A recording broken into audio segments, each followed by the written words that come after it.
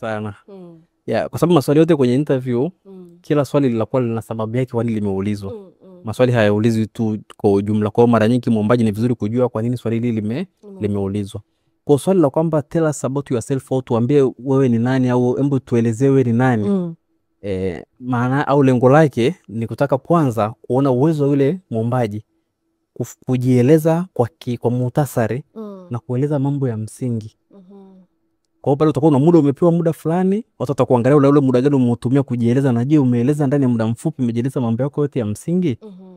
Mwingine ataanza kueleza kuanzia alipozaliwa, ataanza kuhesabu ile miaka mpaka utakuta pale mmekaa mnaona kabisa kwa huu muda anaanza kutokea mwaka 1990 ngapi mpaka ngapi mwaka 90.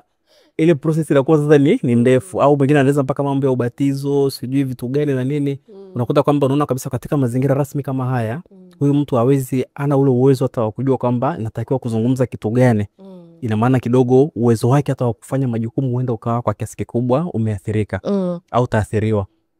Hapa tunategemea sana mtu ataeleza kwa kifupi sana, atarudia jina lake kwamba kama mnavyonifahamu naitwa fulani, ni muhitimu. Sasa ataenda straight kwenye qualification yake.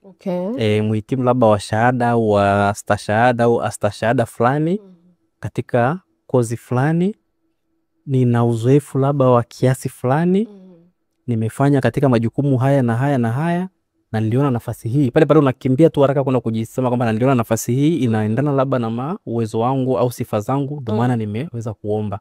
Basi kwa watu wanaona kabisa kwa kifupi umeeleza wewe ni nani, jina lako, kwa sababu inawezekana pia watu hawajasoma au vipi, lakini cha pili umeweza kueleza kwamba wewe sifa gani hasa imekufikisha pale. Lakini kwa haraka haraka sana umeeleza pia uzoefu wako kwenye kazi.